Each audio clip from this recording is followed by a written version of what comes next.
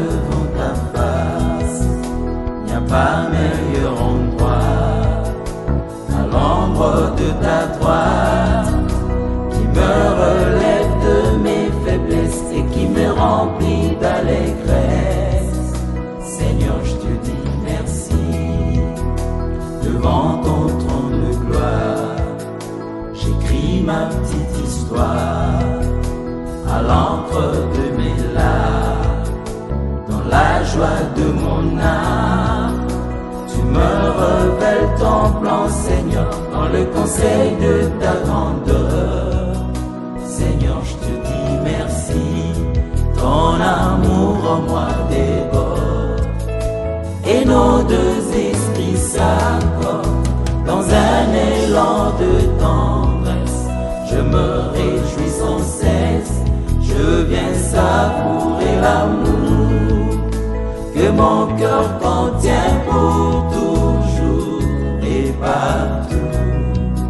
Seigneur, je te dis merci, ton amour en moi déborde, et nos deux esprits s'accordent dans un élan de tendresse. Je me réjouis sans cesse, je viens savourer l'amour que mon cœur contient pour toujours et partout. Seigneur, je te dis merci. Et dans ton sanctuaire, devant ta majesté, je vis mon vrai bonheur dans ton intimité. Ta sainteté comble mon cœur de la joie du ressuscité. Seigneur, je te dis merci.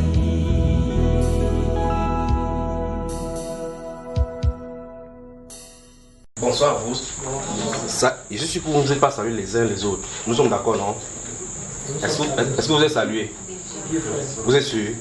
Tout le monde, chacun, maman, tu as salué tout le monde. Ok, saluez-vous alors les uns les autres.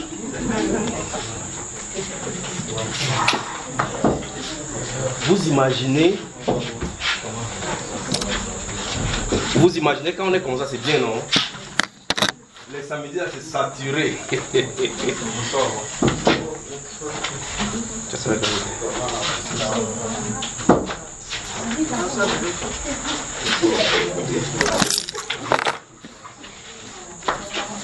ça va mon frère?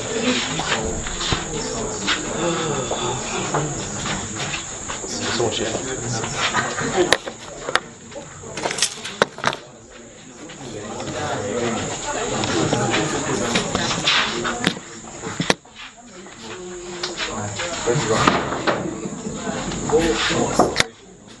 Ça va mon cher?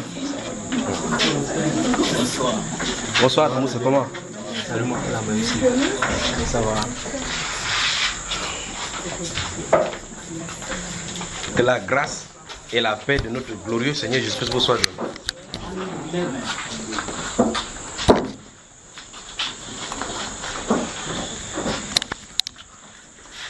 19h, là, dans quelques secondes. Vous allez bien? Qui était là lorsque nous avons commencé la série sur le Saint-Esprit la semaine dernière? Tout le monde, si vous avez été là, vous levez les mains comme ça, je sais comment il veut. Comme ça on voit. Qui était là quand nous avons commencé la série sur le Saint-Esprit ici? Levez les mains, vous, tous qui avez été là. Donc, ça veut dire qu'on va continuer ce soir, non? Que c'est pas Dieu de vos heures maintenant, c'est pas. Samedi, on avait rendez-vous. Tout le monde était au rendez-vous. Exprès, n'est-ce pas? Oui. Donc, samedi, alors à 16h, je serai là. Donc, quand vous voyez comme c'est relax comme ça, c'est bien pour travailler. N'est-ce pas? Ok, je vais faire un bref résumé de ce que nous avons vu la semaine dernière.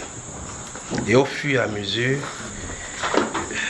je vais avancer sur les jalons que nous avons posés la semaine dernière, d'accord? C'est concernant le Saint-Esprit. Parce que nous sommes dans le processus. Il faut qu'on enseigne. On ne peut pas demander ce qu'on ne connaît pas, ou mieux ce qu'on ne sait pas. Et quel est le but pour lequel ça a été donné, ni à qui c'est destiné. On ne peut pas commencer à faire. Vous comprenez, n'est-ce pas? La semaine dernière, quand nous avons commencé, il y a un frère qui a donné un songe qu'il a eu ici. Si vous vous souvenez bien.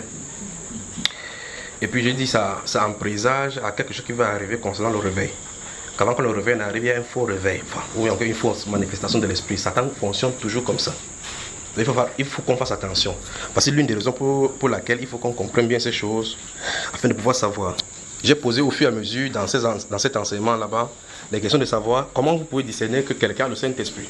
Parce que si vous ne connaissez pas qui il est, si ça vient, vous pouvez savoir si c'est le vrai ou c'est le faux. Vous me suivez, n'est-ce pas? Ok, maintenant.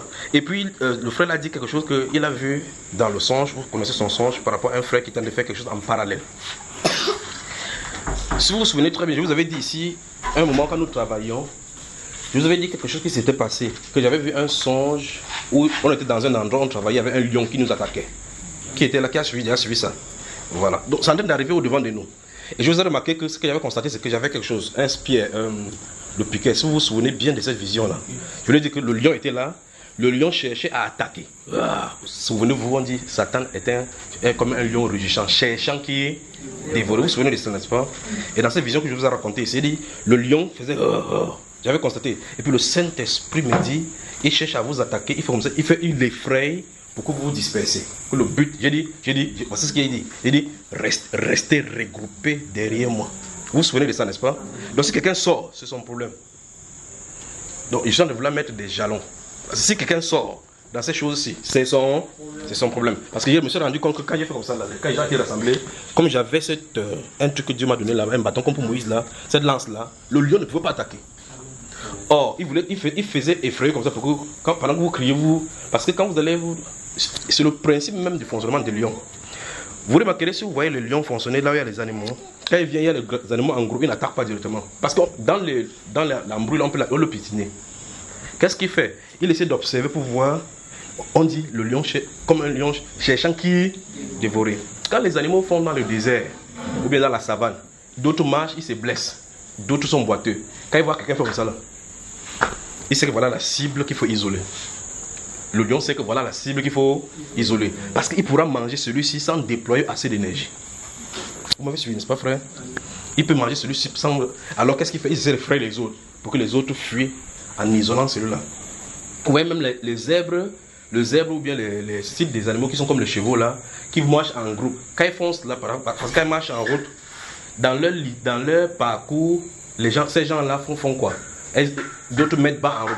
Et quand ils mettent bas, les petits qui sont là, qui ne connaissent pas encore rien de l'expérience de la vie, voilà les cibles.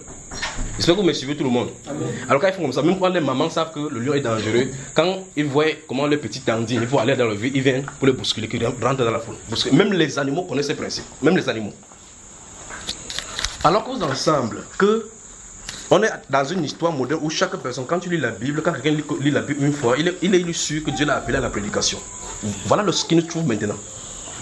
Parce qu'on a distribué le poste à l'église. Distribuer le poste à l'église. C'est-à-dire que quelqu'un dit que non, je suis un conducteur, je suis un grand, je suis un apôtre. La Bible. Souvenez-vous que Aquila et Priscille connaissaient bien les Écritures. Souvenez-vous que Apollos était versé dans les Écritures. Mais c'est Paul, l'apôtre, qui établit les doctrines. Vous comprenez bien ceci, d'accord? Ça veut dire que l'un et l'autre sont importants, mais chacun a son rôle. Alors donc, gardez-vous à l'esprit, pendant qu'on le continue maintenant, parce que c'est pourrait. Oui, c'est pourrait que des choses arrivent incompréhensibles et que vous soyez dans... Gardez-vous à l'esprit. Dans cette vision, le lion est là, grand lion, cherchant qui dévorer. Il essayait d'effrayer. Devant lui, j'étais tenu là devant lui, donc entre lui et moi, il n'y avait personne. Mais j'observais seulement ses yeux à l'intérieur, comment il faisait. Il faisait oh. Quand le lion fait oh, vous sentez ça à l'intérieur, vous commence à gronder. Il fait oh, dans cette vision. Et puis il tourne la tête. Il remarque très bien qu'il fait oh, il ne bouge pas. Il sait que celui-ci on peut pas l'effrayer. Alors il a dit guetter au coup de vous regarder. Le Saint-Esprit me dit, il cherche à vous disperser afin d'isoler les gens pour les traiter. Il dit, quand il dit ça, il dit que restez derrière moi, restez regroupés. Restez regroupés derrière moi.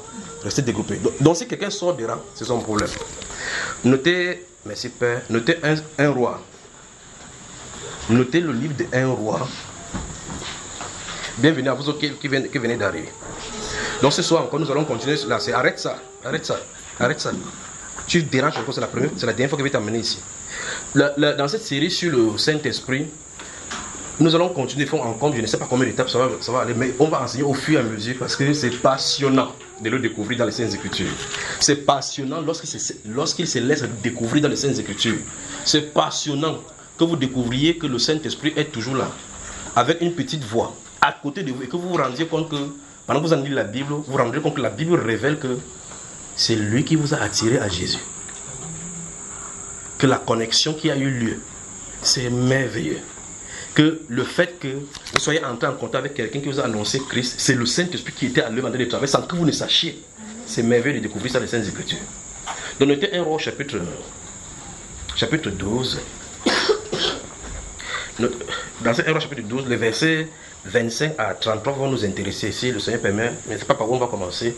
Mais nous parlons du Saint-Esprit. Puis j'ai dit 1 Roi chapitre 12, les versets 25 à 33. Puis le chapitre 13. Si le Seigneur nous donne le temps, on pourra lire. Notez également le livre des Nombres, chapitre 16.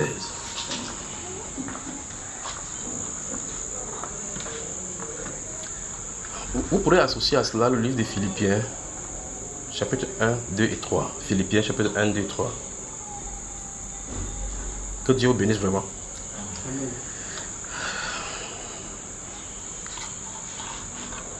La dernière fois, la dernière séance, on a donné beaucoup de versets sur lesquels on devait revenir. D'accord? Mais insistons sur ces passages, ce qui est ici, et puis on voit ce qu'il en est.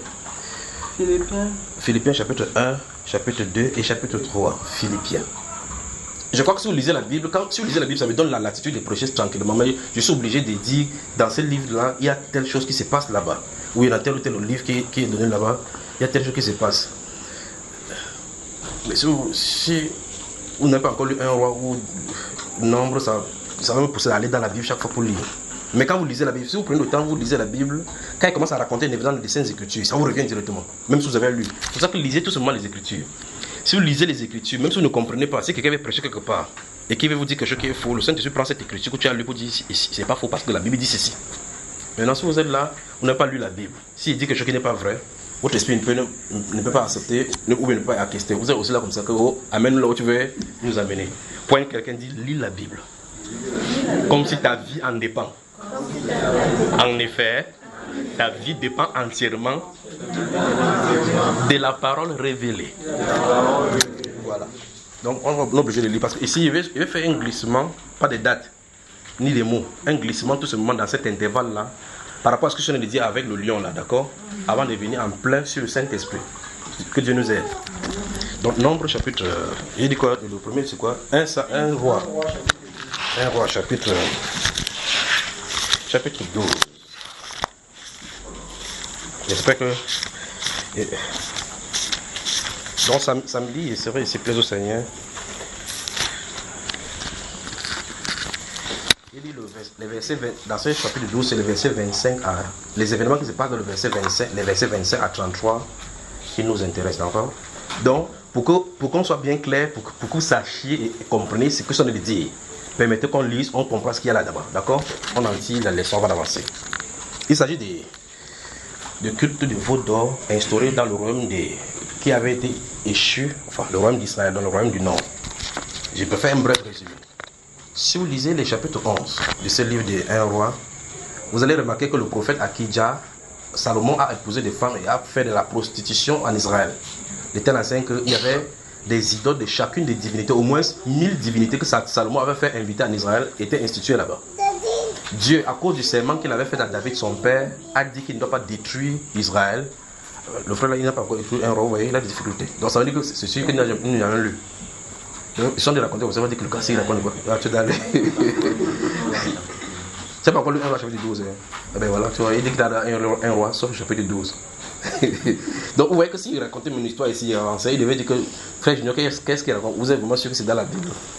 Alors dans ce un roi, donc, Dieu dit au prophète Akija, qui était le prophète de cette époque-là, il dit que Salomon a fait beaucoup de mal, il n'a pas suivi la voie entièrement comme l'a fait David son père. Mais il va punir cette iniquité-là. Mais ce n'est pas du vivant de Salomon à cause du serment qu'il a fait à David, de faire à soi, parce que Salomon et David sont des types parfaits de Christ, Jésus. D'accord? Alors, Il dit donc, du vent de son fils, c'est du temps de son fils, donc le Roboam. Roboam, c'est le fils de Salomon qui a hérité le royaume. Si vous lisez donc un roi chapitre 11, vous remarquez que la fin du royaume de Salomon est instituée et puis son fils Roboam prend le pouvoir. Quand il prend le pouvoir, il fait pire que Salomon et la Bible déclare clairement que Dieu a créé donc certaines choses dans le cœur des gens pour que les gens se séparent de lui. Donc Dieu a fait la scission et la division. Donc il y a des divisions qui viennent de Dieu, des divisions qui ne viennent pas de Dieu. Il y a du désordre qui vient de Dieu, malgré que la Bible déclare dans 1 Corinthiens 14 car Dieu n'est pas un Dieu de désordre. Il y a des désordres qui viennent de lui. Il peut créer les désordres sur la terre pour chercher un cœur à lui. Donc quand la Bible dit Dieu n'est pas un Dieu de désordre, il faut qu'on bien coordonner que dans son ordre à lui, il n'y a point de désordre. D'accord? Quand Dieu en est d'ordonner quelque chose, il y a la chose. Alors, donc ce qui je suis en train de dire, c'est quand Jéroboam, qui était un roi de Salomon, un des généraux de Salomon, sera rencontré dans le champ alors qu'ils étaient en mission quelque part là, le prophète vient, prend son manteau qui est à douce, coupe 10, divise en 10 morceaux, en 12 morceaux, lui donne 10 parties. Et puis il laisse 2 côtés. Il dit, ainsi parle l'Éternel, je déchire le royaume entre les mains du fils de David, et puis je t'en donne 10 côtés. Ça, on lui dit comme ça, Salomon est encore vivant, Salomon est encore sur le trône. L'antagonisme sera, pas l'antagonisme, c'est-à-dire que Dieu va commencer à créer donc une friction entre lui et David et Salomon. Ça va le pousser à s'exiler du côté d'Égypte. Quand Salomon va mourir maintenant, son fils sera roi, son fils Roboam sera roi, alors il va rentrer maintenant de l'exil pour venir dans le pays. Quand il vient, Dieu crée donc cette friction entre les anciens du pays et le fils Roboam, et ce qui fait que le peuple va quitter le camp de Roboam pour s'attacher donc à Jéroboam. On va le consacrer roi, ainsi comme le prophète avait dit. Alors le royaume du nord, dont la capitale est Samarie, sera échu à Jéroboam. Et finalement, les deux régions du sud, les 2 pays du sud, vont être retenus au fils de Salomon. Ces 2 régions appelées dans le royaume du Juda au sud, ayant pour capitale Jérusalem. Les points que je viens d'expliquer sont importants. Il y a la Samarie en haut qui a pour capitale les 10 tribus, parce qu'il y a 12 qui constituent Israël. 10 sont à Jéroboam, 2 sont au fils de David. Donc généralement, quand vous allez lire la Bible à partir de là, comme on parle du royaume d'Israël, il s'agit du nord. Ce n'est pas toute la totalité maintenant. Mais Dieu a promis dans les Saintes Écritures qu'il va les réunir de nouveau. Il a promis. Ça, c'est pour un but qu'il a séparé ainsi. Parce qu'il y a une partie qui tombe dans l'idolâtrie, une partie qui est constamment avec le Seigneur.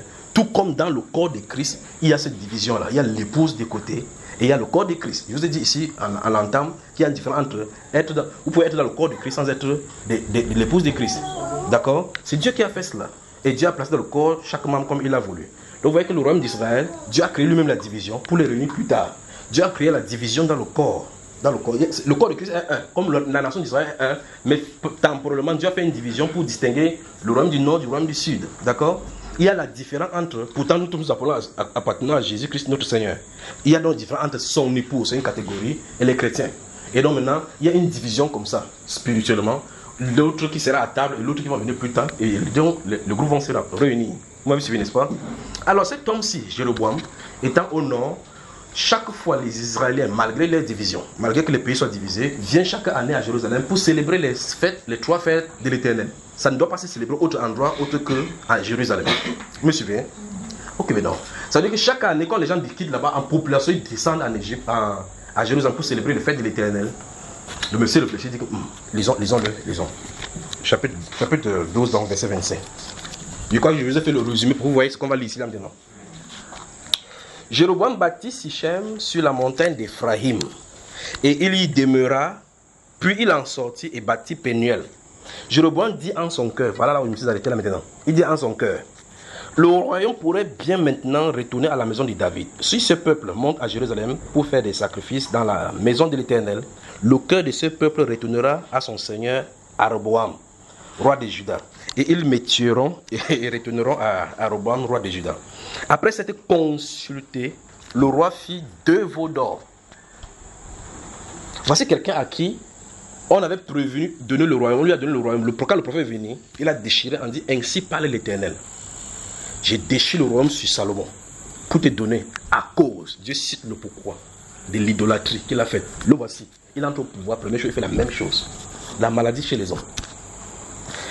2 veaux d'or, et il dit au peuple, assez longtemps vous êtes montés à Jérusalem. Israël, voici ton Dieu qui t'a fait sortir. Quand il lit la Bible, souvent il dépose le Dieu, vous n'avez pas fait une semaine, il lit plus la Bible à cause de ces paroles. Je réfléchis sur ce qu'un être humain peut faire. C'est-à-dire que la personne, tu n'as pas fait un concours pour être roi. Tu n'as pas donné rendez-vous, tu n'as pas forcé pour être, tu n'as pas fait le coup d'état. Tu es resté seul, quelqu'un est venu vers toi pour dire que voici la décision que le Dieu Tout-Puissant a fixée sur toi. Voici 10 royaumes qu'on te donne. Et le gars reste un Dieu, tellement la gloire qui est sur ça, si tente, on va me prendre ça. Hein. Avant qu'on lui prenne ça, qui lui avait donné? Pointe quelqu'un.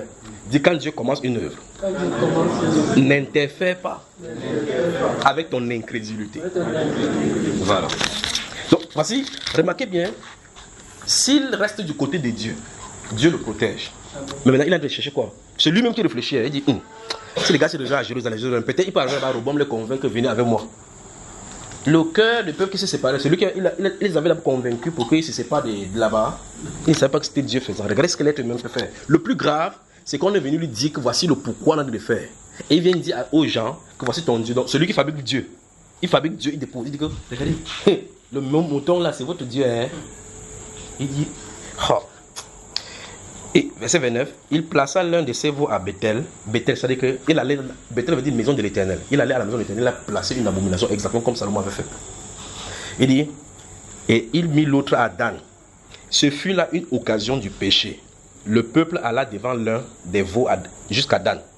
Jéroboam fit une maison de haut lieu et il créa des sacrificateurs. C'est ici le problème. Donc, je vous ai venu dans ce passage pour qu'on parle de cet état des choses-ci. Il créa des sacrificateurs. Il créa quoi, frère? À cet instant-ci, il a quitté le champ d'action qui lui est réservé. Il n'a pas autorité. Je ne sais pas si vous comprenez. Dans ça, s'il y a ce que vous appelez feuille de route, vous savez, un ministère par exemple, prenons un exemple simple, dans notre cas, vous comprenez. Le ministère qui s'occupe des travaux publics, il ne peut pas venir quelque part. Et puis l'électricité, il y a le problème d'électricité au village, il dit qu'il m'avait résolu le problème de l'électricité. Il y a un ministère qui est censé occuper de cela. S'il constate ça, ce qu'il doit faire, c'est qu'il fait le rapport à son collègue ministère de l'énergie pour dire que nous avons constaté lorsque nous travaillons. C'est pour ça que quand vous voyez, on arrange les routes. Pendant que ceux qui sont de faire le travail public sont là, ceux de l'électricité sont là également. S'il faut enlever un poteau quelque part, ils enlèvent pour que ceux de la route continuent. Pour que les deux travaillent en symbiose et en harmonie et que les choses soient bien faites. Vous me suivez, n'est-ce pas? Voilà. S'ils arrivent quelque part et qu'il y a des tuyaux qui sont percés, ceux de l'électricité ne peuvent pas dire, ouais, comme le tuyau s'est percé, alors acheter les trucs pour faire. Non, non, non. Ils contactent ceux qui s'occupent vous appelez des eaux. Pendant qu'ils sont en train de faire, ceux de l'électricité sont en train de creuser le poteau ici, là, pour mettre le poteau. Ceux des routes sont en train de remuer le sable là-bas. Ceux des eaux sont en train de creuser pour pouvoir fermer le sable. Chacun travaille dans son propre ministère. Il finit de rendre compte à son propre ministère. Vous m'avez suivi? Si quelqu'un donc qui fait l'électricité se trouve en train de creuser le puits d'eau quelque part pour pouvoir alimenter, il y a un problème. C'est manifestement ce que Jéroboam a fait ici. Ce n'est pas dans l'ordre du roi. Si vous avez connu le Dieu de la Bible, ce n'est pas au roi d'établir les sacrificateurs. Ce n'est pas au roi parce qu'il y a une fonction réservée. Il y a une cérémonie réservée. Il y a des gens réservés. Il y a une classe qui a été dessinée déjà par Dieu pour le faire. Vous m'avez suivi? C'est la race d'Abiaphar, la race d'Aaron qui est censée s'occuper de cela. Et il y a une façon d'entrer dans la fonction. Il y a une huile spéciale, un habillement spécial, une cérémonie spéciale qu'on doit faire en noyant de l'huile sur l'aube de l'oreille droite, sur l'orteil droite, sur le pouce droit. Mettre un peu le sang, un peu de sang, gicler le sang sur eux pour qu'ils puissent soient consacrés avec l'huile assignée à cet effet. Et le lieu, le temple de Dieu à Jérusalem, est le lieu par excellence pour cela, parce qu'ils le font devant l'arche de l'Alliance, afin que celui qui est derrière l'arche de l'Alliance puisse les agréer. Nous sommes d'accord? Ce monsieur savait quitter son lieu, sa fonction, pour s'attacher à la fonction du prophète. Que vous faites ça en petit. Mais le vrai problème, c'est qu'il a de faire comme ça. Tu entends sacrificateur, prêtre. Semble-t-il qu'il veut faire comme ça pour s'intéresser à Dieu. Mais Dieu n'a pas appelé à cette fonction. C'est pour cela que je suis en train de dire, quand vous avez une intuition, ou n'importe quoi, gardez-vous à l'esprit que ça doit s'aligner avec la Bible. Ce qu'il voulait faire, c'était la religion. Il voulait faire quelque chose pour Dieu, pour que les gens, pour le culte, pour que les gens s'assoient un temps. Il peut bâtir le temple. Il dit que voici les sacrificateurs, ils abordent des habits sacrificiels jusqu'à ce que tout le monde, enfin quand les rois, les gens du monde là font leur religion, vous voyez comment tout le monde est habillé en blanc. Il y a la chaise vierge, le tapis rouge où tout le monde parle. Ils chantent comme ça là parce qu'ils ont créé leur chorale. Ils ont créé leur office, créé leur orchestre. quand on finit, vous voyez maintenant les ministres déposent. Vous comprenez ce que ça veut dire, n'est-ce pas? Vous êtes trop fort. Mais n'allez pas dire ce qu'il ne faut pas appeler les noms. Donc je suis responsable de ce qu'il dit. Vous êtes responsable de ce que vous comprenez. Alors donc quand ça s'est là-bas dans cette assemblée, pendant que l'orgue est en train de jouer là-bas, les sacrificateurs sont de l'autre côté, les enfants de cœur ne sont pas ici. Là. En tout cas, j'ai parlé d'enfants de cœur, d'accord frère? C'est un mot français. Et puis donc vous voyez que chacun fait son ordre, Le roi assis ici, sur la chaise majestueuse, il dit que j'ai créé ma religion. Amen. C'est ça. Mais Dieu a sa façon de faire. Parce que le culte que Dieu lui fait, c'est l'image des choses célestes. Parce qu'il fait d'après une représentation qui a été faite depuis le ciel. Si ce n'est pas comme ça, ce n'est pas de Dieu. Définitivement, c'est destructif et en fait, ça vous conduit dans une autre direction à adorer une autre personne. Alors ce monsieur, la Bible déclare qu'il créa ses sacrificateurs. C'est-à-dire qu'il a initié lui-même de dire que voici l'école de formation des prêtres. Si vous voulez être chez moi, c'est l'école de formation de devenir pasteur du roi Jéroboam. Alors aujourd'hui, on pourrait dire quoi? Jéroboam Ministry. School, Doctor of Divinity. Quand vous entrez, vous sortez avec le diplôme, vous entrez directement, vous employez dans l'église du pasteur, du prophète Jéroboam. Du roi Jéroboam. Le roi vient dans notre église. Ça veut dire que notre église est très importante. Parce que c'est même lui qui a bâti cela. Vous savez moi? Même si vous fâchez, c'est la vérité. C'est ce qu'on a délégué là-bas. Il a quitté son... Ce n'est pas à lui de l'établir. C'est exactement ce que Nimrod a fait. C'est exactement ce que, Constantin a fait. Le simple fait de venir et de réunir l'église pour voir quel est votre problème. L'église a des problèmes, le roi n'a rien à voir là-dedans. L'église a des problèmes, les gens de l'État n'ont rien à voir là-dedans. Mais aujourd'hui, vous entendez, on dit qu'il y a trêve à l'église évangélique, soit à l'autre tribunal, c'est ce qu'on a fermé finalement, on a fait des décisions. Vous avez suivi ces au Cameroun. On a fermé, on a dit qu'on a bouclé. D'autres personnes ont dit que non, les gens sont allés corrompre les juges pour que le juge donne la justice à son frère. Ça, c'est au milieu de l'église. Donc, ils ont des problèmes entre eux par rapport à l'église évangélique du Cameroun.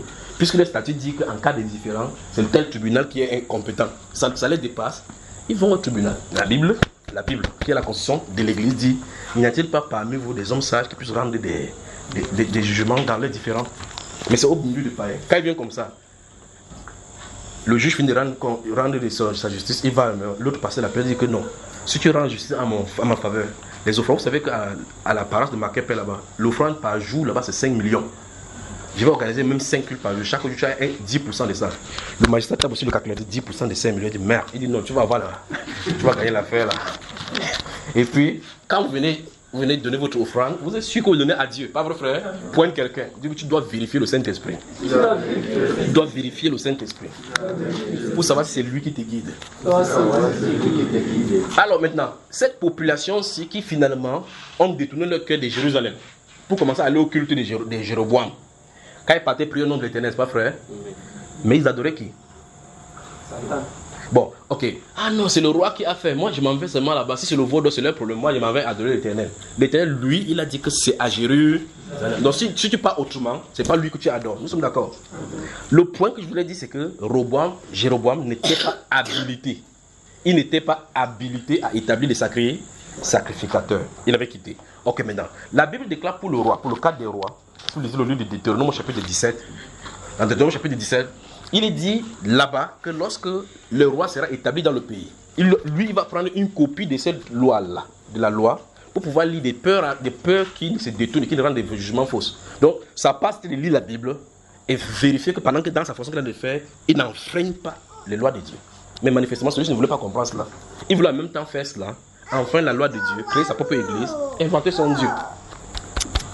Franchement, le Dieu de ce siècle est terrible. Vous avez moi, n'est-ce pas? Alors, le point que je veux que vous entendiez avant que je n'avance, c'est que si Dieu t'appelle à une place, cette place-là, reste-y. N'empiète pas ce qui ne t'empêche pas. Si vous lisez la Bible, que vous connaissez la Bible, il y a une fille qui était venue me voir une année. Il a dit: frère Junior, j'ai des révélations jusqu'à l'observe, c'est vrai, oui. J'ai des révélations, mais je suis allé à l'hébreu, il me dit: oui, c'est scripturel ce que tu dis. Il dit: mais ça, il faut que j'enseigne. Il dit: ah bon, oui. La Bible dit que quand tu as fini de connaître tout ça, il a dit que la femme se taise.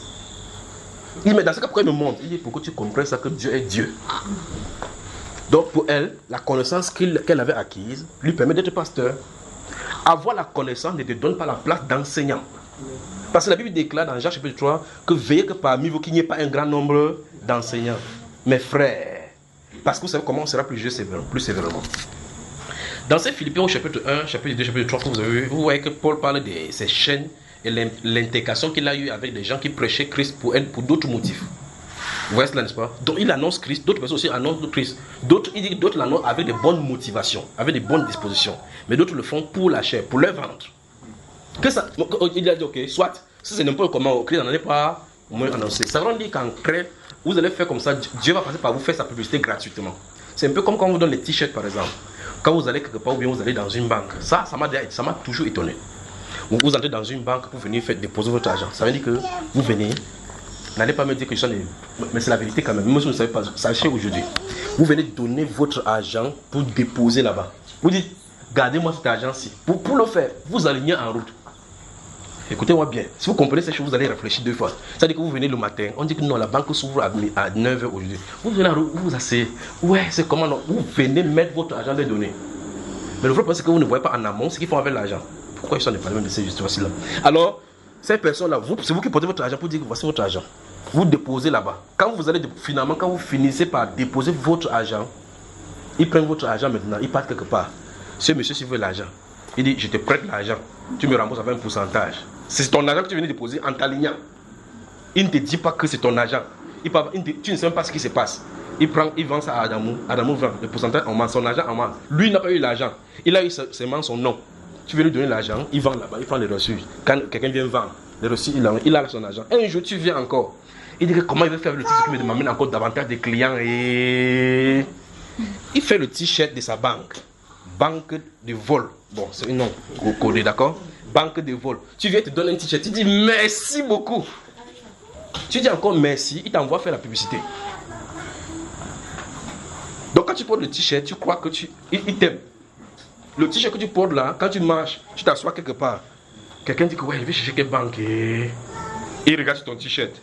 Il voit banque de voleurs, venez chez nous, nous sommes très bons. La référence du vol. Bon, il faut parler comme ça pour vous voir, parce qu'il ne faut pas si j'ai une banque. D'accord? Alors quand quelqu'un dit waouh, c'est la banque ce qu'il veut, il regarde le numéro qui est donné, il prend le note. Qui est venu faire la publicité?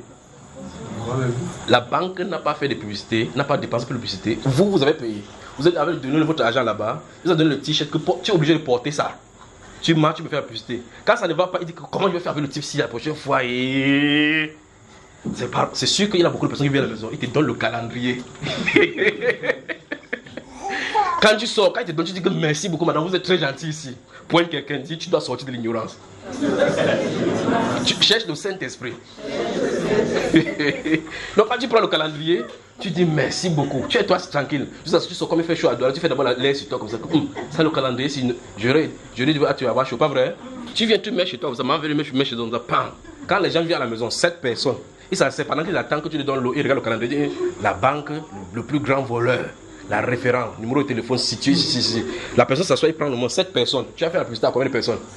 Quand tu es sur la moto, c'est derrière ton dos. Combien de personnes tu fais la publicité? Point quelqu'un dit, sors de l'ignorance. Je ne sais pas si vous comprenez. Ok. Donc, alors maintenant, vous voyez que c'est vous qui le faites. On vous utilise comme agent. Donc, normalement, pour que tu portes un t-shirt d'une compagnie d'électricité, d'une compagnie de téléphonie, ils doivent te payer. Les gens qui sont sages, les stars, vous voyez Eto'o, Samuel Eto'o, pour qu'il porte une marque de chaussures, on dit qu'il a signé un contrat de 10 milliards. On le paie 10 milliards, quand il porte ça, ils font ça, waouh. Tu dis, hey, moi il porte la chaussure comme Eto'o. Eto'o a fait la publicité, il t'a eu. Toi tu allais acheter, tu portes ça gratuitement. Toi tu continues à faire la publicité, point quelqu'un encore dit, sors de l'ignorance. Voilà. On a des problèmes, je vous dis. Il dit, on a véritablement des problèmes. Vous me suivez, n'est-ce pas? Normalement, les chrétiens ne devaient pas être dans cette ignorance. Ça m'a toujours dépassé là, ce que je viens de vous expliquer là maintenant. Ça m'a toujours dépassé, même avant qu'il soit chrétien. Ça m'a toujours dépassé. Et quand il vient dans ces institutions, n'importe où, il me donne le calendrier. Il dit, vous me payez. Quand il dit, vous me payez, il tire encore le calendrier, mais d'abord, il sait que celui-ci est sage. Il prend ça, il va mettre chez moi. Pour que quoi? Vous me payez combien? Même les taximans, pour qu'on colle les choses là sur leur voiture, on les paye. Pas vrai, hein? On leur dit que, ok. Si c'est une compagnie d'électricité ou de quoi, on dit que vous avez le bon de carburant gratuit, c'est ça que tu peux utiliser. Va à la pompe, tu prends ça pendant combien de temps? Ils font. Quand tu entres à l'intérieur, tu vois là, pendant que tu t'assois à l'intérieur, tu lis que banque de telles choses, le grand voleur c'est nous, tu reprends la note. C'est comme ça. Vous me suivez, frère? Alors qu'est-ce que vous allez faire? Alors revenons dans ce qui nous concerne. C'est pas où je suis allé là-bas pour faire quoi, c'est pour qui là. Donc désormais, quand vous allez quelque part, on donne le calendrier, refusez, même sur le calendrier chez vous, prenez ça, allez à vous allez me payer désormais. D'accord? C'est de votre droit. Vous ne devez pas savoir cela. Même les jus dont je parle chaque fois ici, vous prenez votre jus, bouteille de jus, on dit Gino cocktail de fruits, plein de goût. Tu prends ça, tu fais ça, après tu vois que ça a augmenté le taux de sucre. Dans un pays qui se respecte, tu portes plainte à ces sociétés, ils vont te payer de l'argent. Parce qu'ils ont mis un mensonge là-dedans. La publicité est mensongère. Tu abuses là, le sucre que tu as donné, tu buvais ça, tu croyais que c'était le fruit. Parce qu'ils ont dit, ils t'ont fait croire que c'était du fruit. Conséquent, tu allais faire, il y a une relation de cause à effet. Ton diabète de type A ou bien de type D a été causé par le sucre que tu as pris là-bas. Un morceau de sucre, c'est un litre, enfin, une bouteille, c'est 15 morceaux de sucre. Comme ils avaient mis la publicité dans tes yeux jusqu'à tu buvais même 4 par jour. Voilà le diabète maintenant. Voilà. Mais quand les gens viennent, on dit ah, j'ai mon anniversaire, vous achetez c'est quoi? C'est ils boivent le Gino. Non, Gino, c'est le cocktail de fruits qui est dedans. Ah bon. Mais entre temps, là où ils précisent l'ingrédient. Écoutez-moi bien. Vous ne voulez pas qu'ils parlent, non? Là où ils écrivent ingrédients, quand ils veulent mettre Gino, pour l'être, ils mettent ça en gros caractère. Ils mettent plein de fruits d'ici, les fruits ils passent sur ça. Pour que ça vous attire. Pour mettre ingrédients, il écrit ça en caractère minuscule. Tu prends ça pour lire, c'est ton problème. Tu prends ça ingrédients, tu cherches une fois, tu déposes. Vous voyez cela, n'est-ce pas? Ils cachent ce qu'ils ont mis dedans. Après, quand tu mets la loupe ou bien les lunettes, tu vois ingrédients. E300 anti-édulcorant. Voilà, et puis tu finis par là-bas, on dit que sucre, la teneur, on donne ceci. Finalement, il n'y a pas de fruits là-bas. Mais pourtant, ils ont dit Gino cocktail des fruits, plein de goût. Que Dieu nous pardonne seulement. Donc tu quittes. Tu dis, Madeleine, va au bar là-bas. Achète-moi ce qui me donne le diabète là. Tu bois ça bien. Tu dis, achète-moi ce qui est glacé bien. Tu achètes 2, tu bois. Tu dis, après tu pars encore. Là, celui qui fait ça, c'est son ami qui est à la pharmacie. Quand tu rates là-bas, tu finis, tu pars à la pharmacie, tu pars. Il dit non, il ne faut plus manger des choses sucrées. Alors que c'est son frère qui fait des choses sucrées. Quand ça ne va pas, ça rate. Il y a le croque-mort, ceux qui vont les séquelles là-bas, c'est sa petite soeur. Donc tu échappes à un, tu tombes sur l'autre. Voilà, là on se trouve dans une société capitaliste. Bon, revenons dans les choses de l'esprit maintenant. Nous avons compris jusqu'à maintenant qu'il faut rester groupé derrière une ligne directive qu'on a de suivre depuis. L'exemple de Jéroboam que nous venons de voir ici montre clairement que chacun doit rester dans son couloir. Jéroboam a quitté son couloir et il y en a. À cause de ce qu'il a fait, justement, si vous lisez au chapitre 13, maintenant quand j'ai mis le document, je vais commencer à expliquer maintenant les choses. À cause de ce qu'il a fait, vous allez remarquer qu'au chapitre 13 maintenant, Dieu va envoyer un jeune prophète là-bas qui va venir crier sur cet hôtel là-bas à Bethel. Vous voyez? Hôtel, ainsi parle l'Éternel. Sur toi, on immolera les hommes, des ossements humains sur cet homme, sur cet hôtel-ci. Pendant qu'il est en train de prêcher, je suis dans 1 Roi chapitre 13 maintenant, c'est là où ça se trouve. Pendant qu'il est en train de prophétiser ainsi, je sais Jéroboam était là, en train de faire le sacrifice. Il a tendu sur la main sur l'autel. Écoutez bien, écoutez. Il s'est tourné parce que le prophète a prêché jusqu'à dire que voici le signe qui va se passer, l'autel se fendra. Pas vrai? Pendant qu'il est de parler comme ça, celui-là, Jéroboam dit que mais il est venu dans notre église, que la constitution dit que le code pénal dit que c'est le trouble de culte. Il a tendu la main sur l'autel. Ça a traversé, parce qu'il était de l'autre côté, l'autel était là. Il a traversé la main pour dire arrêtez-le, subitement sa main a séché. On ne tente pas Dieu. On ne tente pas Dieu, parce que si tu amènes des hommes que Dieu veut à restaurer, tu vas lui rendre des comptes terribles. Regardez, imagine un homme qui a dû détourner le cœur de tout un peuple pour qu'ils adorent le veau d'or, Baphomet. Ça vous fait quoi là, mes frères? Alors sa main a séché. Vous me suivez, frère? Et plus tard, on va sacrifier effectivement des prêtres de ce haut-lieu-là sur cet hôtel-là pour souiller cet hôtel. Qu'est-ce qu'on est né? Une seule désobéissance aux Écritures. Si on est appelé à une chose, Romains chapitre 12 nous dit que celui qui est appelé à l'enseignement s'attache à son enseignement. Donc il faut d'abord vérifier qu'on soit appelé. Mais on ne doit pas mettre la charrue avant le bœuf. L'appel est contenu dans le baptême du Saint-Esprit. On ne peut pas exercer le simple bon sens. Dans les Saintes Écritures, montre clairement que, de façon générale, on ne sert pas Dieu sans son esprit. Dans l'église, pour hériter d'un poste, ou bien encore d'une fonction, c'est le baptême du Saint-Esprit qui t'y incorpore. Le simple bon sens voudrait cela. Alors quelqu'un est prédicateur. Tu prêches par quoi? Qu'est-ce qui t'anime? Comment? Ok, je suis pasteur. Vous entendez quelqu'un dire qu'il était pasteur, je suis devenu musulman parce qu'il a cru qu'il était chrétien. Comment il a fait pour devenir pasteur? Dieu ne donne pas le Saint-Esprit pour prendre par la suite, parce qu'on dit que c'est un cachet pour la rédemption. Donc il allait chez les musulmans le Saint-Esprit, frère. Point quelqu'un dit, tu dois vérifier si tu as le Saint-Esprit. Point quelqu'un dit, tu dois vérifier. Point le nez. Vérifier sur le Saint-Esprit. touche même son nez comme ça, tu dois vérifier si c'est le Saint-Esprit. Voilà.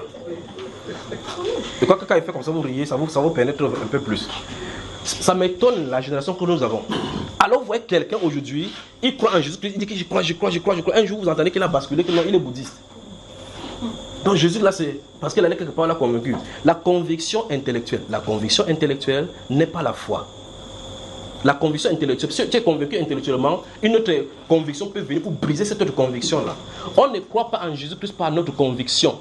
Non, c'est par la foi en lui que nous croyons être sauvés. Vous comprenez cela, n'est-ce pas? C'est pour cela que l'objet de la foi en Christ Jésus, la croyance doit être vérifiée parce que c'est le point de départ là-bas. Sans ça, le Saint-Esprit ne viendra pas.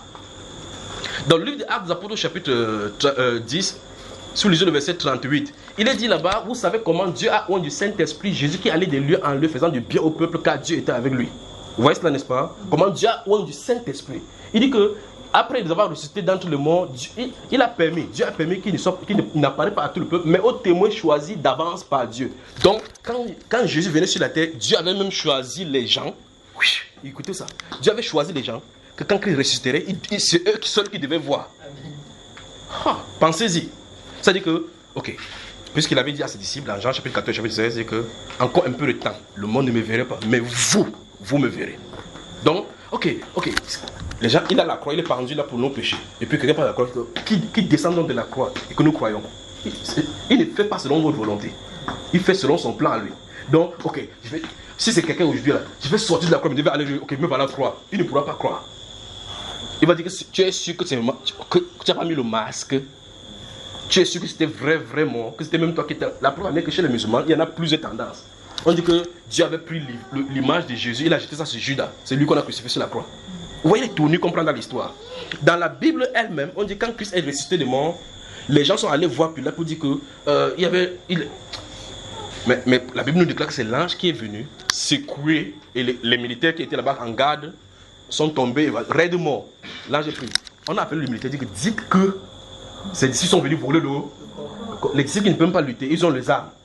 On est venu voler le corps. Il dit que même si le gouverneur fait n'importe quoi, on va tirer le corps. On a payé les militaires. Ouais, la corruption même est venue même depuis le temps de Jésus. C'est-à-dire qu'on a dit seulement qu'il n'est pas ressuscité, on vous paye. Donc la négation de la résurrection de Jésus a commencé avec la résurrection. Alors, ça veut dire que si Satan a pris ce stratagème-là pour jeter du discrédit à la résurrection de notre Seigneur Jésus-Christ, ce n'est pas maintenant à l'heure de l'intellectualisme qu'il ne doit pas en jeter. Il va développer cette théorie sur plusieurs facettes. Jésus n'est pas historique, il n'y a pas de preuve historique de son existence. Ça, c'est Zeus et c'était Zeus Osiris de l'Égypte. Ce sont de cette histoire qu'on a biaisé pour pouvoir mettre maintenant. Dans l'Afrique ancestrale, on voit ce personnage-ci qui ressuscitait des morts. La Bible dit, pareil chose n'a jamais été existé en Israël. Il fait tout en merveille. Amen. Christ est ressuscité. Or, remarquez bien, Paul, l'apôtre, mon grand frère, dit, si Christ n'est pas ressuscité, notre prédication est vaine. Vous êtes encore dans vos péchés. C'est pour ça que Satan doit lutter sur ces parties, pour montrer clairement que Christ n'est pas ressuscité. S'il montre comme ça, s'il parvient à descendre votre foi, votre péché, vous mourrez dans le péché. Parce que si vous ne croyez pas ce que Christ est, le Rédempteur, celui qui meurt pour le péché, celui qui nous enlève, délivre de la puissance de ce siècle-ci, vous ne croyez pas ça, vous mourrez dans le péché. Si vous croyez ça, vous êtes délivré du péché. C'est-à-dire que la partie A est faite. Maintenant, il faut que le Saint-Esprit entre en action. Vous avez moi? Notez le livre de Romains chapitre 7. Il me semble vraiment bien là maintenant. Romains chapitre 7. Non, dissociez ces versets-ci de ce que vous avez mis précédemment parce que je vais venir avec le chapitre 16 des Nombres. Donc là, ce que j'en ai parlé, n'est pas du Saint-Esprit.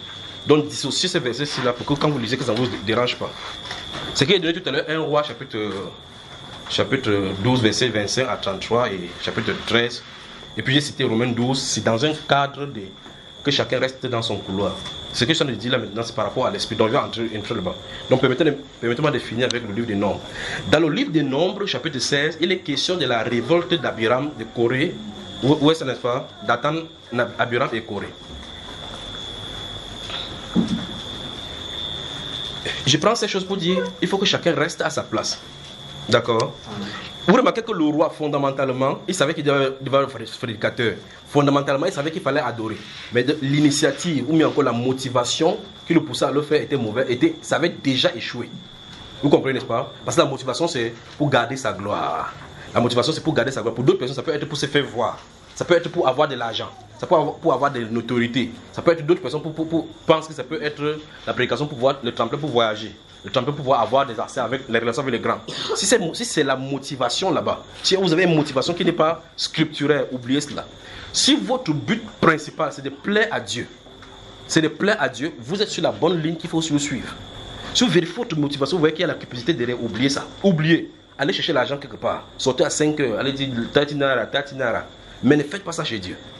Parce que vous commencez avec la cupidité, Satan va vous développer. Vous commencez ça, ça ne peut pas vous laisser. Vous connaissez Simon le magicien à l'église. Il dit que tu n'auras nulle part dans cette affaire-ci. Tu es dans un filet amer. Tu vois ça? Et dans les liens de l'iniquité, la cupidité. Regardez Ananias et Saphira, ça ne peut pas marcher. Au milieu de l'église, ça ne peut pas marcher. C'est l'amour de Christ qui nous pousse à le servir parce qu'il nous a aimé le premier. C'est la seule motivation. On ne sait pas Christ parce que Seigneur, je te sers parce que tu m'as sauvé. Et s'il ne te sauve pas, même s'il ne te sauve pas, les gens que Christ n'a pas sauvés dans le monde sont ses serviteurs. Vous savez ça aussi? Voilà. On dit qu'il a formé Satan pour la destruction. Pour ceux qui doivent former pour la destruction, vous pensez que Judas Iscariote, qui l'a créé? Il dit que n'est-ce pas moi qui vous ai choisi, vous les 12? L'un de vous était qui allait choisir? Quand il a passé toute la nuit de prière là-bas, il est descendu sur la montagne. Il y avait une multitude de disciples là, non? Quand il vient, on dit dès le départ, il savait qui devait le livrer. Donc il dit que viens à mon service, tu vas me servir de me livrer. Un bon serviteur. Voici, je te donne le pouvoir, va ressusciter les morts, mais fini, tu me livres. Comme ça, il te jette en enfer, ça donne le pouvoir. C'est pourquoi celui qui me livre entre vos mains a commis un plus grand péché. Oui, pourquoi on le condamne alors que c'est même lui qui savait comme ça là? Ok, attends, ton cas arrive. Vous avez moi? Ok. Donc notez le livre de Romains chapitre 7, verset 14 à 20. Et puis vous mettez un trait, vous mettez Romains chapitre 8. Je vais aller vraiment doucement avec vous dans le de fond en comble avec cette affaire de Saint-Esprit ce soir. Donc permettez-moi donc de finir qui t'en est dit dans le livre de Romains, de Nombres chapitre 16. J'ai dit le Romains chapitre 7, verset 14 à 20. Puis vous mettez une barre, Romains chapitre 8, parce que là, au fur et à mesure, on va développer un morceau choisi. On y va? Ok. Maintenant, dans le livre des Nombres, ouvrez votre Bible maintenant. Ouvrez. Nombres. Genèse, Exode, Lévitique, Nombre, Deutéronome.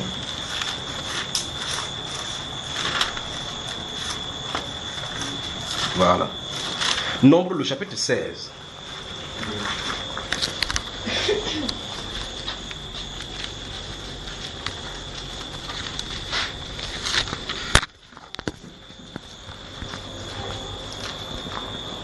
Donc, dans cette partie de l'écriture, il est question de la révolte. Regardez-vous à l'esprit là, de la révolte de Dathan, Corée et Abiram.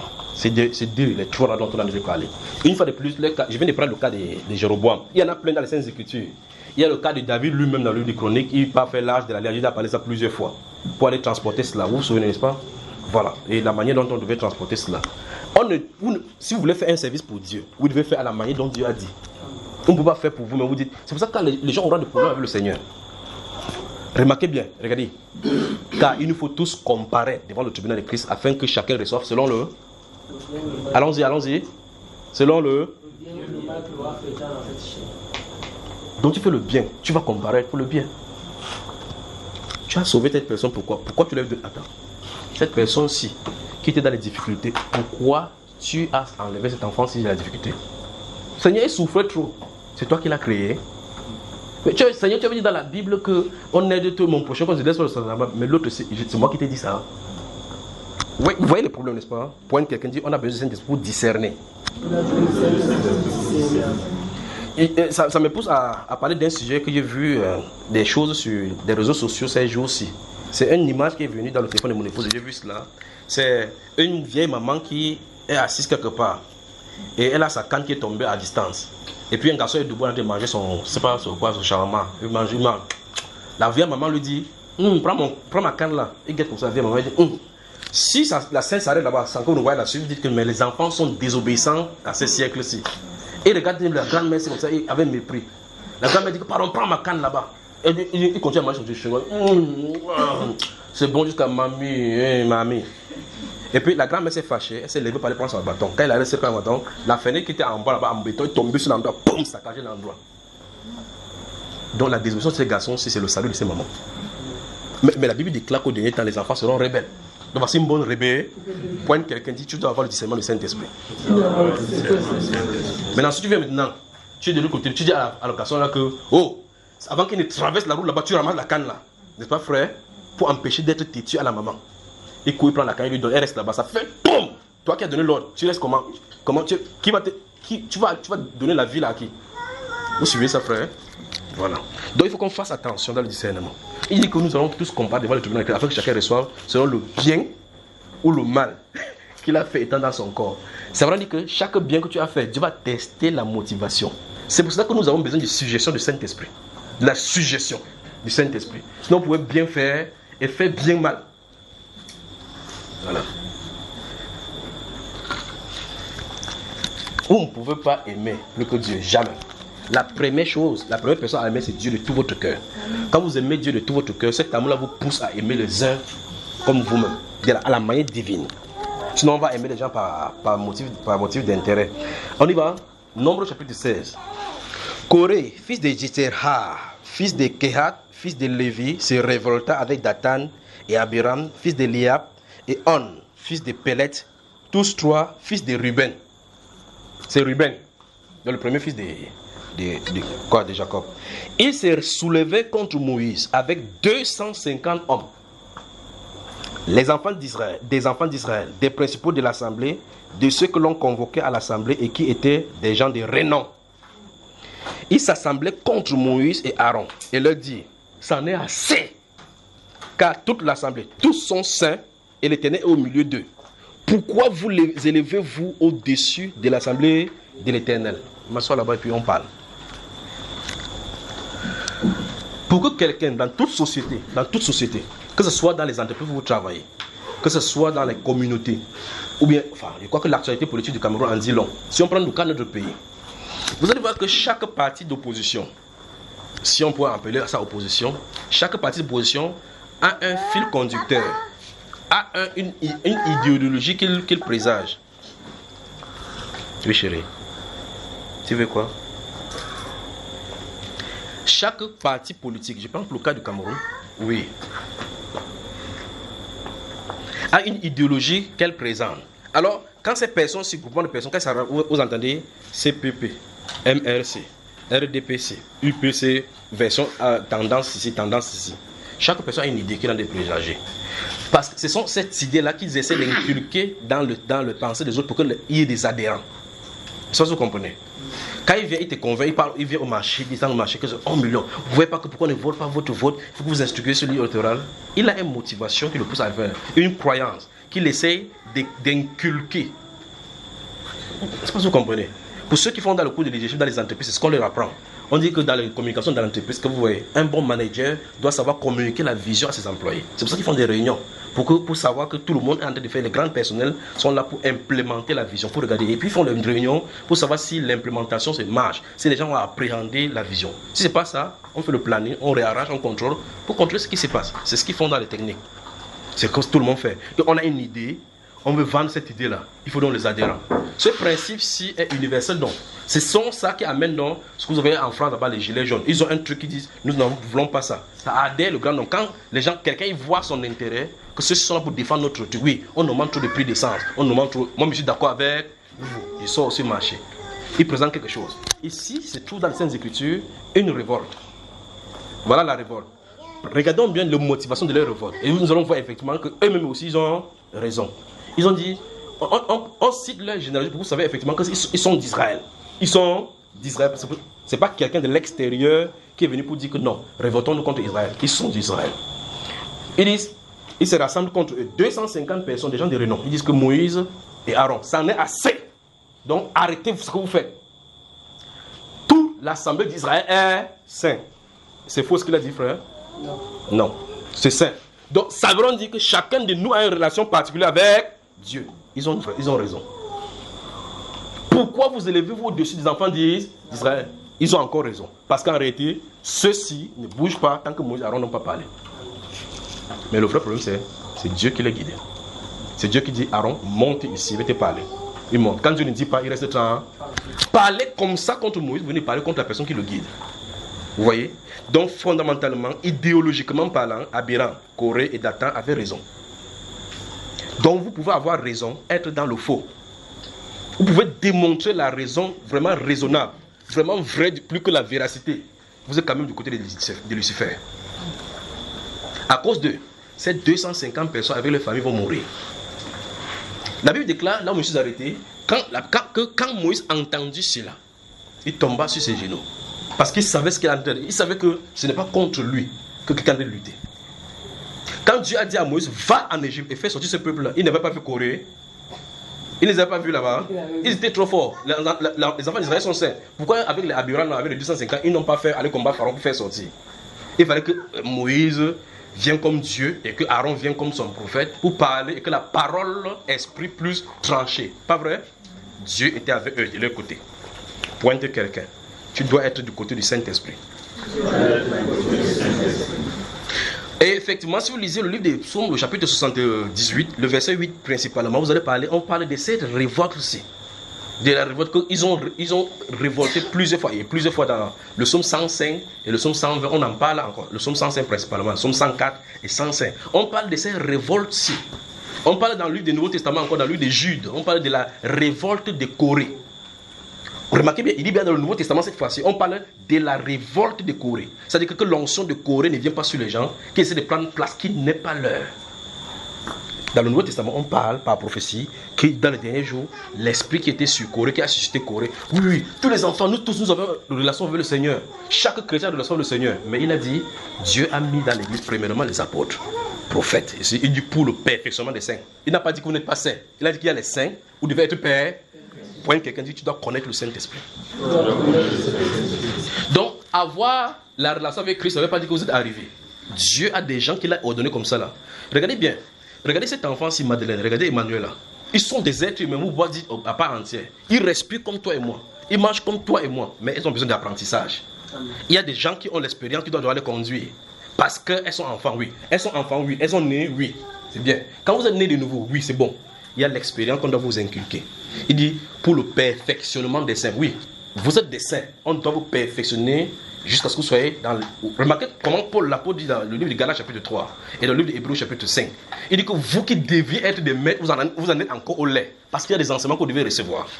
Dans le chapitre 3 des Galates, il dit que, oh Galates, dépourvu de ça, qui vous a ensorcelé aux yeux de qui Christ a-t-il été peint comme crucifié. Après avoir commencé, il dit que mes enfants pour qui je prouve encore les devoirs de l'enfantement jusqu'à ce que Christ soit formé en vous. Voilà les gens qui ont cru, en qui le Saint-Esprit vous a manifesté, mais ils doivent encore grandir en Christ. Mais aujourd'hui, quelqu'un lit 2 versets par l'école théologie. On lui donne les tuniques là-bas, waouh, ils portent comme ça avec le truc, vous savez les chapeaux ils sont bizarres là, ça tombe ici.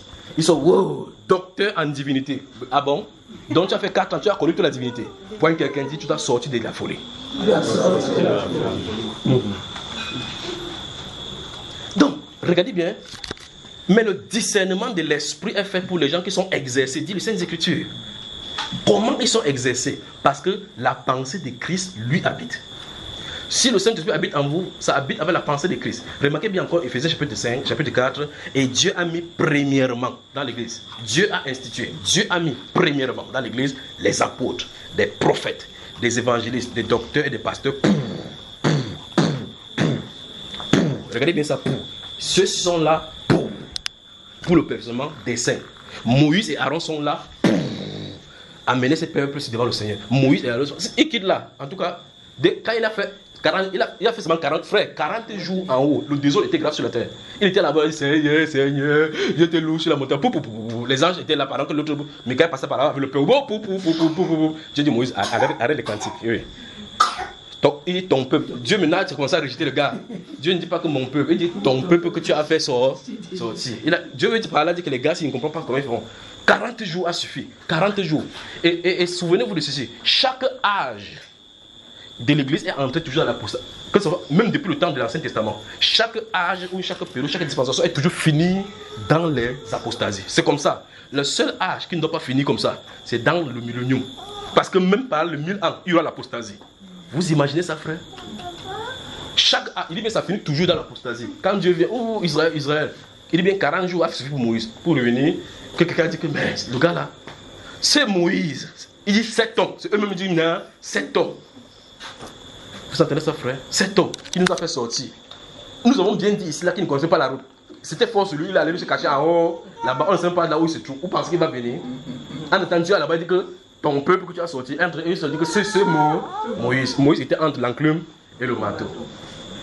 C'est ce Moïse-là qui vient dire. Entre-temps, quand ils font ça, Dieu dit, Moïse, quitte devant moi, j'ai détruit ce peuple et j'ai fait de toi une grande nation. Il dit, oh Seigneur, ne fais pas cela. Il se tourne ici, on dit, Moïse, qui t'a établi sur nous. Parce que Moïse, de ses côtés, il défend ce peuple-ci. Il se tourne là-bas, le peuple dit qu'on ne peut pas te voir. L'homme le plus patient de la terre.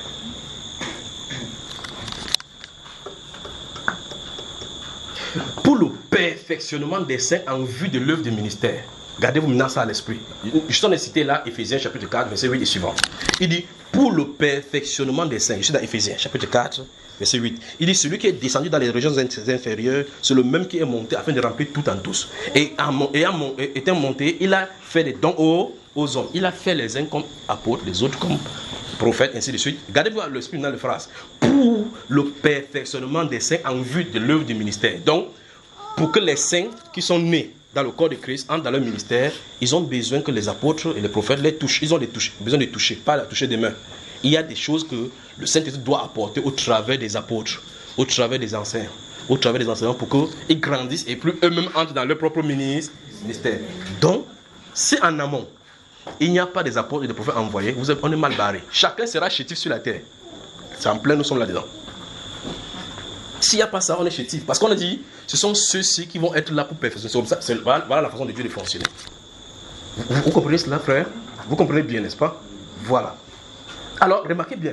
Dans le livre de 1 Jean chapitre 2, vous remarquez au verset 18 là, et suivant, Jean l'apôtre maintenant dit, il dit quoi? Il dit, pour vous, l'onction que vous avez reçue de lui demeure en vous. Mais remarquez bien Jean chapitre 14. L'esprit de vérité que l'homme peut recevoir, que vous allez recevoir de lui, l'esprit de vérité, il vous conduira dans toute la vérité. D'accord? Il dit que cet enseignement que vous avez reçu dès le départ, que ça demeure en vous. Alors, il dit aux gens qui ont reçu le Saint-Esprit que l'esprit qui est en vous, vous n'avez pas besoin qu'on vous enseigne. Mais comme son enseignement est vrai. Mais le Saint-Esprit dit que tu as le Saint-Esprit à l'intérieur de toi. L'apôtre doit être ici pour t'enseigner, pour que tu grandisses. C'est terrible. C'est terrible. Mes enfants pour qui j'éprouve encore le délai lentement jusqu'à ce que Christ soit formé. Donc Christ doit grandir lui-même. Donc tu grandis, Christ grandit. Tu grandis, Christ grandit. Tu grandis, il grandit. Quand tu es mature maintenant, tu n'es plus ballotté à tout vent les doctrines. On dirait que maintenant tu es stable maintenant dans la doctrine. Il peut maintenant dire, ok, maintenant ton travail d'évangéliste, tu peux commencer. Pointe quelqu'un. Dire qu'il n'y a pas la Bible. Il n'y a pas dans la Bible. Tu lis la Bible. Tu connais toute la Bible. Tu es docteur. Voilà. Donc c'est pas comme ça qu'on obtient le doctorat de la Bible. D'accord? C'est pas comme ça qu'on devient apôtre de la Bible. C'est pas Christ doit se présenter à vous. Vous devez avoir une commission. Mais on sort de l'école, quelqu'un sort de l'école, vous entendez, il sort, c'est un apôtre. Apôtre, dis pourquoi? J'ai 13 églises dans la ville. Ah bon? Oui. Et ça, tu es apôtre? Non, je ne suis pas encore apôtre. Il y a le bishop international qui va venir là, ils vont me consacrer. C'est dans l'ordre de ces cérémonies qu'on va me consacrer apôtre. Les pères ont reconnu vraiment que j'ai cet appel. Ah bon? Oui. Donc on consacre les apôtres. Oui. Point quelqu'un. Dis, sors de la folie. Donc c'est un homme qui va le consacrer que non. De consacrer apôtre. Donc c'est un homme qui t'appelle apôtre. Pas vrai? On a des problèmes. Donc ce soir, par la grâce du Seigneur, on a vu Abiram, Dathan et Corée, n'est-ce pas? Que cet esprit ne vient pas sur nous. Sinon parce que la rébellion va venir. Avec l'esprit qui vient de venir là. Satan va créer des troupes de part et d'autre pour discréditer l'œuvre de Dieu. Mais en parallèle, l'œuvre de Dieu sera mieux fonctionner. Donc, il faut la stabilité pour suivre la ligne de conduite. Si vous pensez que, ok, non, moi j'ai déjà le Saint-Esprit, il va le continuer, mais que sors, tu pars, il n'y a pas de problème. Il n'y a pas de problème. Personne ne vous retiendra. Mais quand ça fait bam, en tout cas, en venant, on sera en train de continuer. La deuxième chose, c'est que quand vous faites n'importe quoi, mesurez bien votre motivation pour savoir si c'est inspiré par le Saint-Esprit.